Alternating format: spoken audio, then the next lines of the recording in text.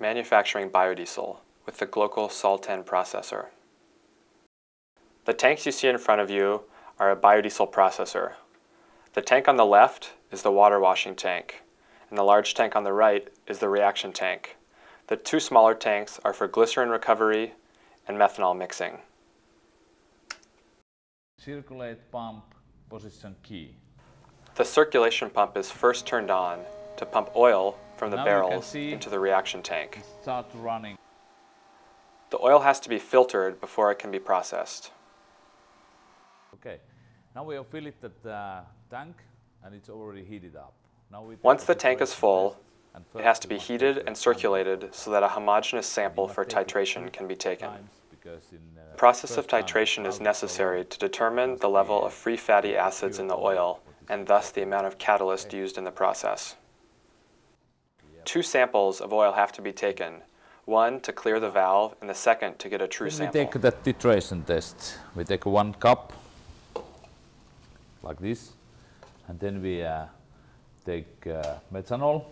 You know, it's reading here. Use the only methanol and only titration indicator pumpets.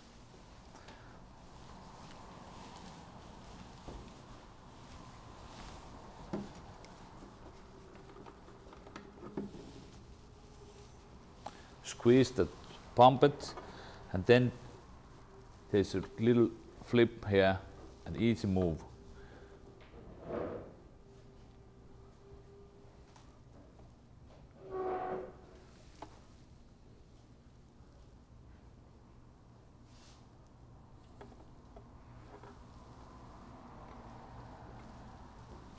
And you take 10 milliliters for the methanol. And remember, close to that bottle at once. Then you put it to methanol in 10 the cup. milliliters of methanol are added to a cup.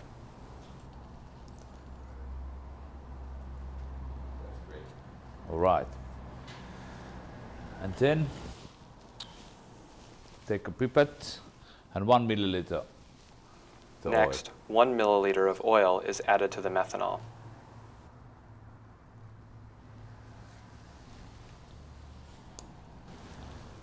And now you mix it so long. The oil and the methanol are mixed until the oil is completely dissolved in the alcohol and no oil beads can be seen. Very quickly because the methanol and oil don't like to go together very easy.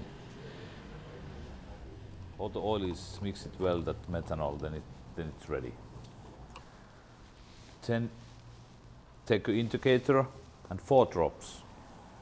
A pH indicator solution is added to the methanol oil mixture.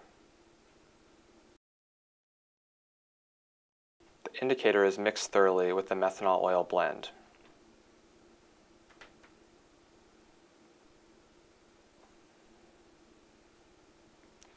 Finally, a known volume of titrant is taken, which is isopropyl alcohol and catalyst. This is what will be used to determine the ratio of free fatty acids. And same time to mix it. And the titrant solution is dropped into the oil-alcohol mixture until a noticeable color change takes place. Cup.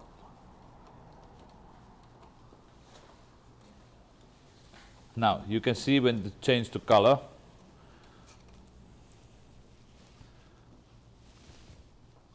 It's coming to nice pink. When the color changes, the volume of titrant used is noted. Depending on how much titrant is used, a known quantity of catalyst will be used. Be sure not to touch the titrant pipette to the oil methanol solution so that the titrant can be put back into the bottle without contamination.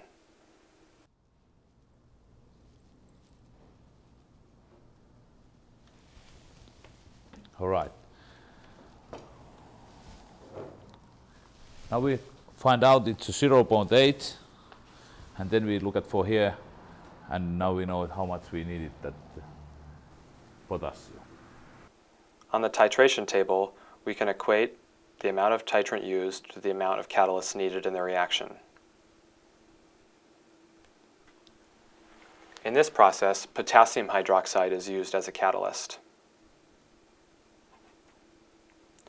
Potassium hydroxide easily absorbs water in the atmosphere, so be careful not to leave the lid open.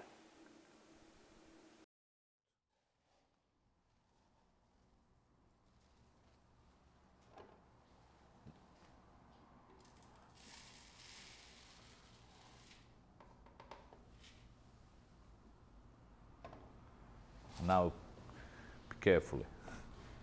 Take it easy.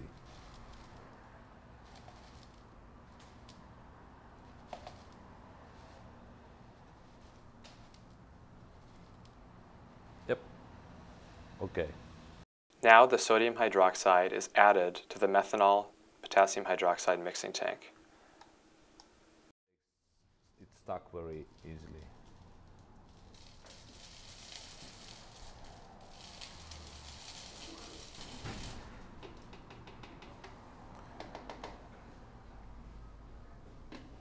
Cap is closed, and then the methanol is ready to mix. Depending on the step of the process, certain valves are closed or opened up to create loops in fluid flow. 15, that one. All the other valves, we keep it closed.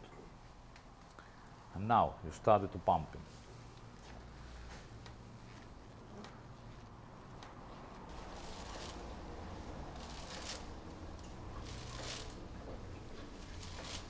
It takes a short amount of time for the potassium or sodium hydroxide to dissolve in the methanol, and in the process, the liquid will become hot.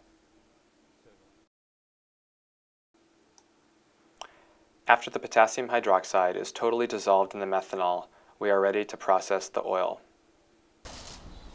And now you can see all the potassium is melted with methanol. The tank is hot to the touch. And you can feel it, that reaction makes heat. All right, now we are ready. Now we are open this mixing tank empty valve. Make empty that tank. Keep it open, this circulate valve, open this glass, and now we turn it on, the circulate pump. And this is a circulate pump, and now we put it at position automatic. The circulation pump is turned on, and the warm methanol potassium hydroxide blend is injected into the hot oil. And you keep it so long time open when it's empty, this tank.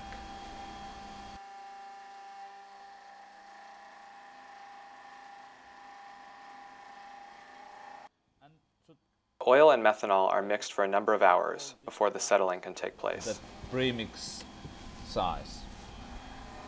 All right, now we're waiting for the 1.5 hours and the process is end. All right, when it's started running, we check it out. This is the right temperature. You must be sure it must be in between the 40 to 50 degrees Celsius. Now we change it that the biodiesel to that water washing tank. In this processor, the oil and methanol are reacted for 1.5 hours. After the process is complete, the glycerin is separated from the biodiesel, and the biodiesel is taken to the wash tank where it is washed with water. Now we pump it, the biodiesel, the water washing tank. Turn the pump, the biodiesel, the water washing tank. Then it's biodiesel going to that water washing tank. Switch position K. After the biodiesel is washed, water is allowed to separate to the bottom, drained out, and the biodiesel is left to settle for a week before it can be used in the engine. And now, that time, we keep it close, this valve number 13, because we know what much we have this biodiesel. And after that, when we started the water washing, after 3 minutes, we open it. Because we need only water in there, not biodiesel. Depending on the quality of biodiesel, any number of water washings may be necessary. When the wash water comes off clear, and with a neutral pH, the biodiesel is clean. Manufacturing biodiesel with the GloCal Sol 10 processor.